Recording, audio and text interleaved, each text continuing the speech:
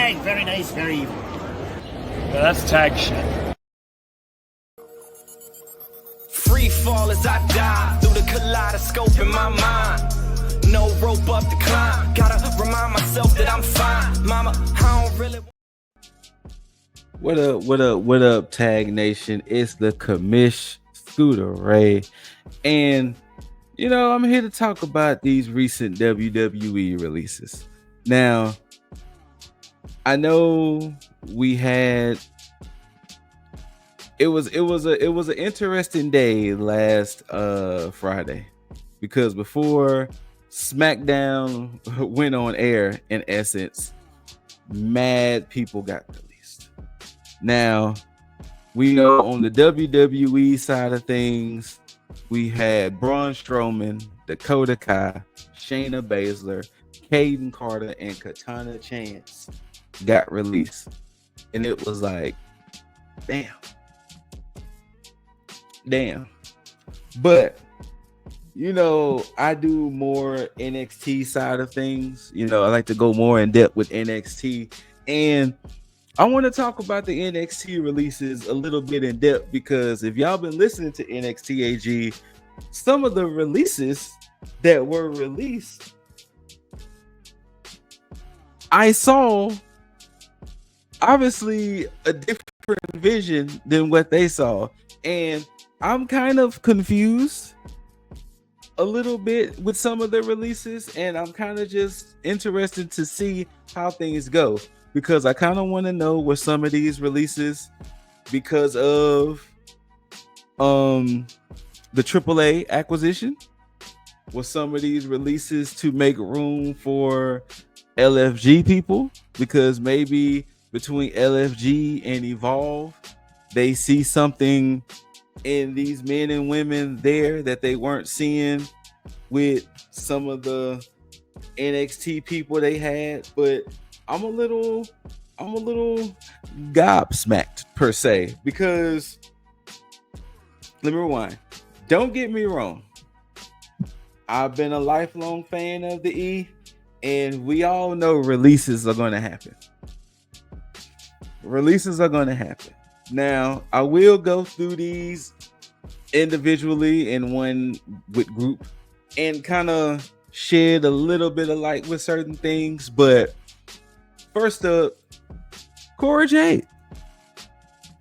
Now, the woman that has battled back from multiple injuries to kind of make herself something, I am shocked. She was one of the ones that I said was going to get called up. And not only that, but I can see her in a Mean Girls S-type stable with, I forgot who I said at that time, but I thought she would have fared fairly well on the main roster, especially when, having CM Punk as a mentor and things like that. I thought Cora would have been a good hand to be in the roster. Now, maybe it's because of injury prone that, she has had some gnarly injuries. I don't know, but I was shocked seeing this name, considering they were, putting her back in the fold and making her more of a mainstay again, because I was honestly on the boat that she was going to be part of the next round of call-ups, because essentially Julia and Roxanne are called up. I honestly thought she was going to be one of the next ones for sure, especially to be in the women's division, but they saw differently, and I'm kind of intrigued to know. Now, she and the next woman I'm going to bring up has called out the fact that she was body shamed by her WWE bosses, so I do find that a little interesting.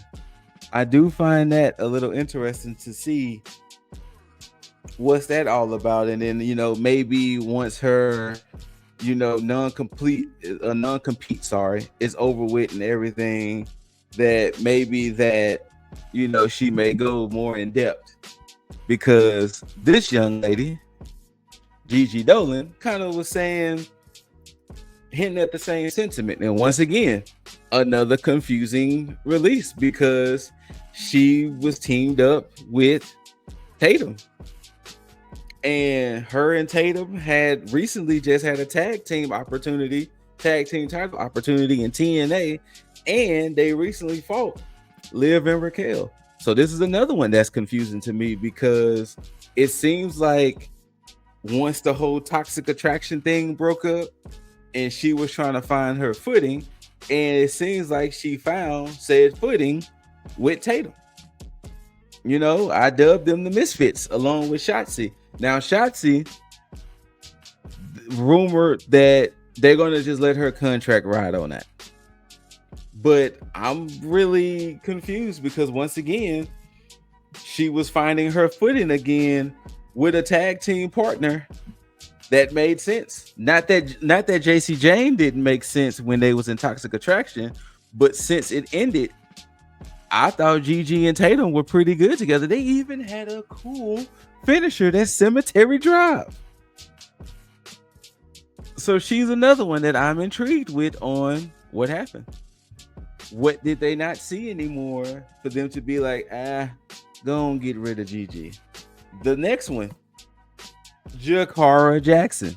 Once again, these have been people that I was praising and saying because I thought Jakara and Lash were going to be next up a long time ago. They've been making main roster appearances before WrestleMania. Then all of a sudden, when they lost that last tag team title match against Bianca and Naomi, their just stock went cold.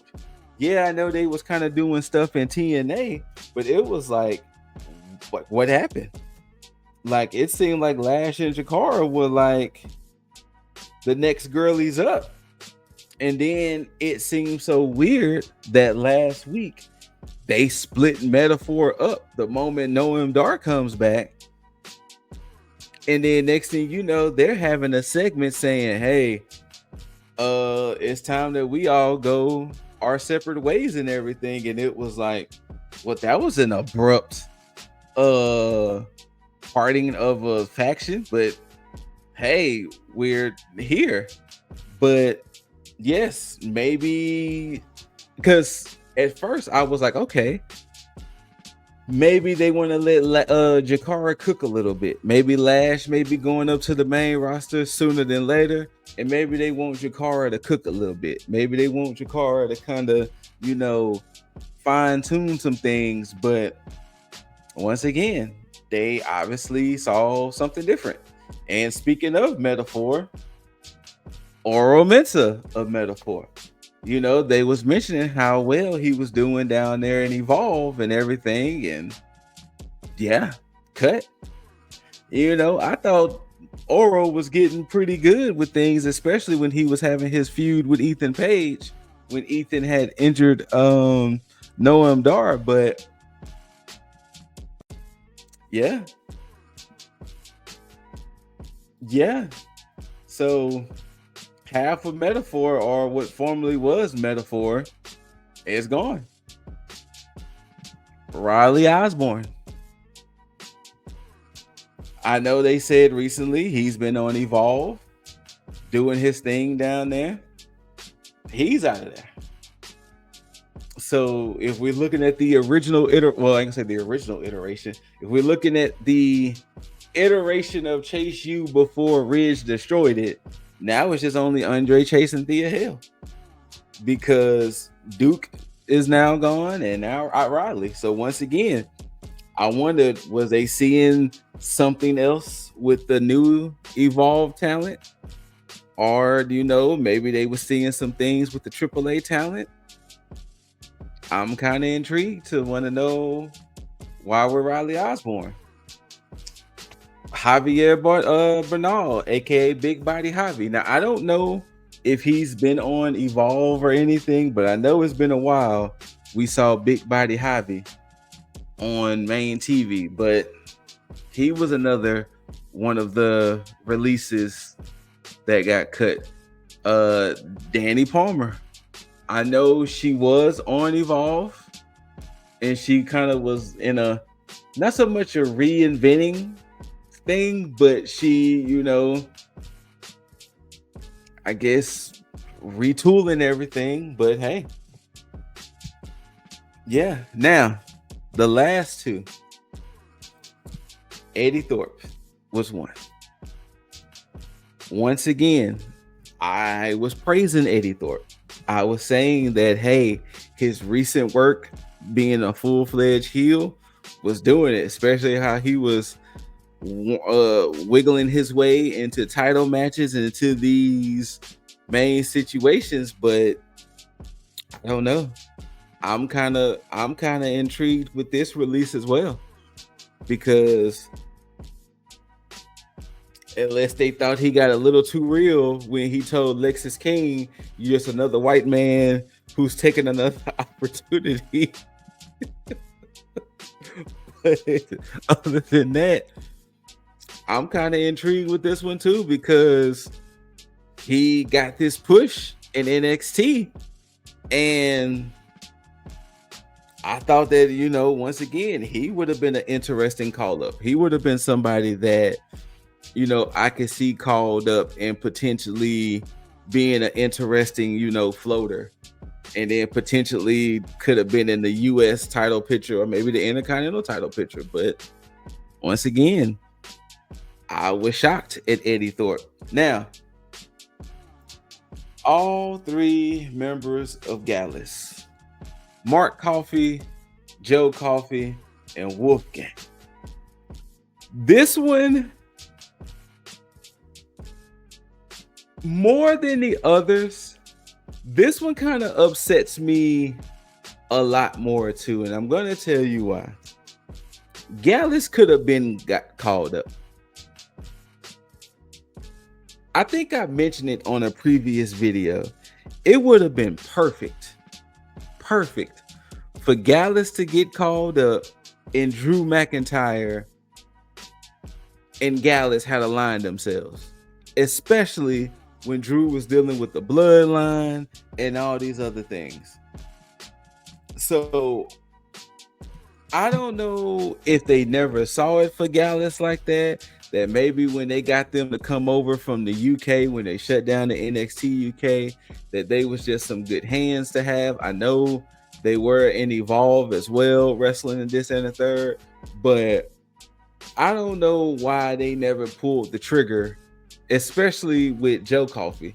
They did at one point make Mark and Wolfgang NXT tag champs, but they never pulled the trigger with Joe on anything, not the North American or the NXT championship, or I think even in the UK, I don't think they ever gave him the UK championship.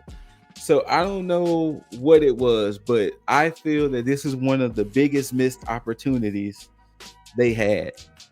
Hell, they could have called Gallus up and they could have been part of Imperium or something. I don't know.